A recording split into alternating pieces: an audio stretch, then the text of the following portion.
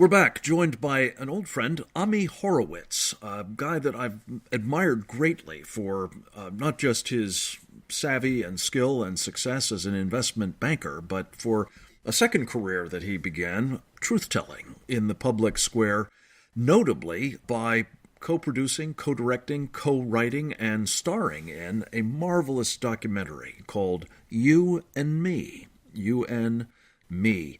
It is a fantastically effective critique of the United Nations, an organization that may have been founded on very lofty principles, but has, as he found, now become an enabler of evil, sowing chaos globally.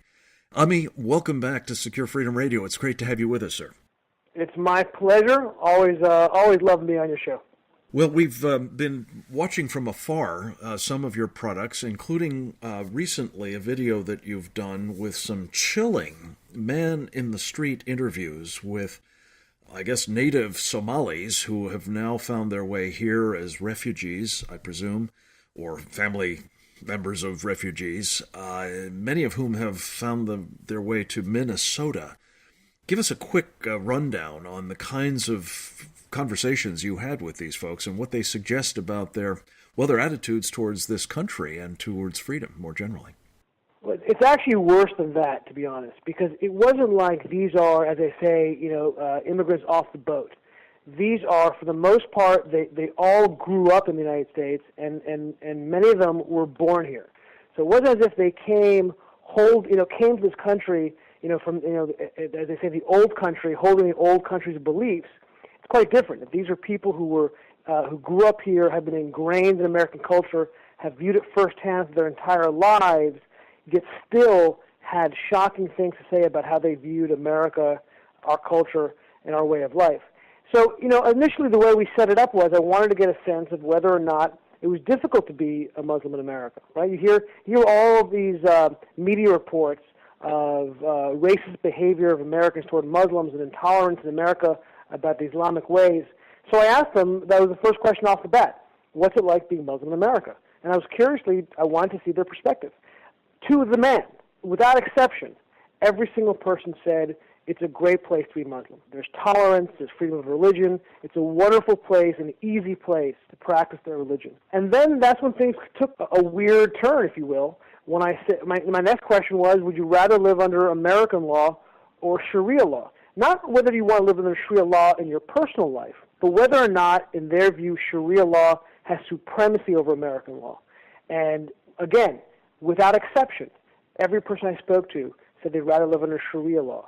And we talked about that they wanted blasphemy laws. I mean, it really went on, and it was curious, it was disturbing, and I was a bit shocked, to be honest. Well, it is shocking, and it's in their own words. I mean, it's not you putting words in their mouths or characterizing what they've said. You have a number of folks who have very clearly espoused even murder of those who offend the Prophet of Islam or his followers, and who espouse a life they clearly prefer. Even saying, in answer to some of your questions, that they'd rather live in Somalia, which of course raises the question: what the hell are they doing here?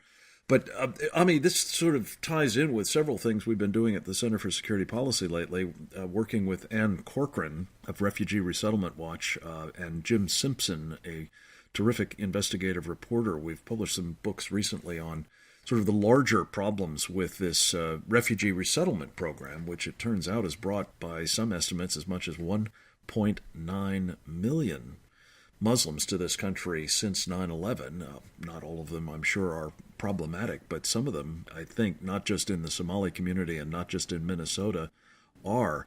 As you look at this, Ami, the challenge obviously is these are, in many cases, people who are benefiting massively from taxpayer underwritten welfare and housing and education and other benefits.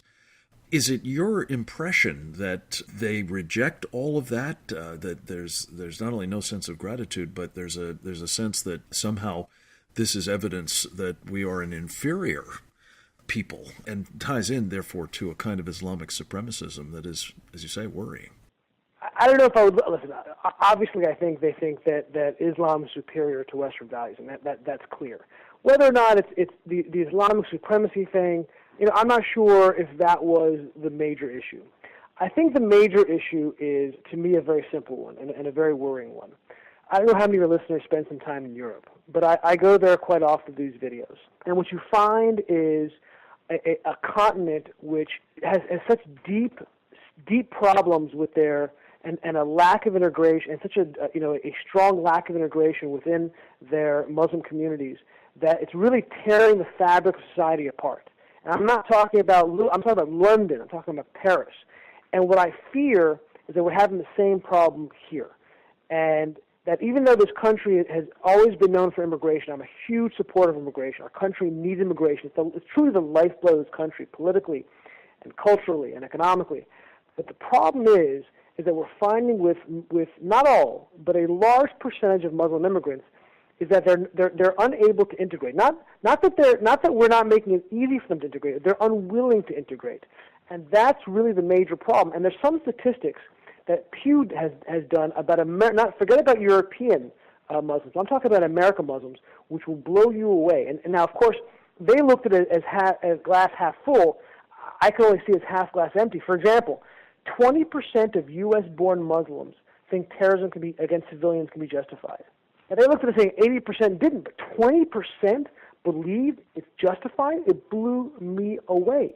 And I think you're right. There is something to say about immigration as a very important contributor to our society, unless what you're doing is bringing in people who are not interested in being part of the fabric of the society. And one of the things that Anne talks about in her book is the practice, the tradition, really the requirement from Muhammad of the hijra, which is a kind of colonization, really. And when you combine some of those attitudes, and I think it's fair to say that the people who most profoundly are committed to the worrying kinds of attitudes you've just described, Ami, are among the leaders of these faith communities, whether they're the imams or whether they're the Muslim Brotherhood front organizations or what have you.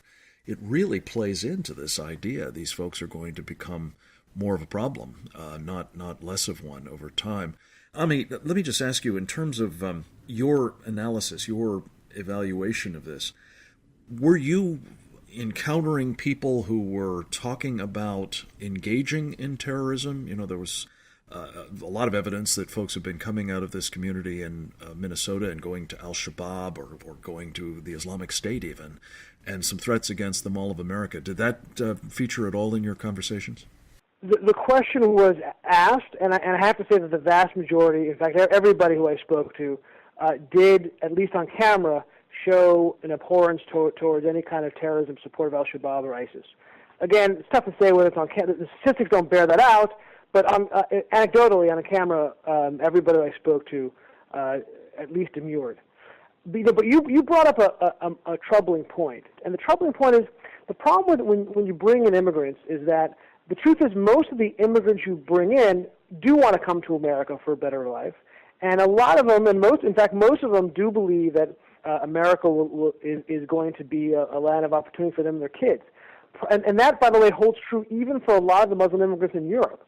The problem, and what's most frightening, is with most immigrant patterns around the world, the children get more and more integrated in society and become even more accepting of those principles. The problem with the Muslim community is the younger the generations are, the younger the kids are, the longer they've lived in this country, the more radicalized they're becoming. Yeah, in part, I think, because they are being subjected to indoctrination from some of these folks I've just mentioned. We're going to have to leave it at that, but I do commend to you and to our listeners this brand new book by Jim Simpson entitled The Red-Green Axis, Refugees, Immigration, and Erasing America. It's a fascinating insight into what you've described here. Ami, thank you very much for your new film and the great work you're doing at foxnews.com, by the way, with your Ami on the Street videos. We'll look forward to watching those and talking with you again in the near future. Next up, we'll be talking with Bill Gertz. We'll talk about, in particular, a sea change that supposedly is happening among at least some of the personnel making policy towards China. What's up with that? Straight ahead.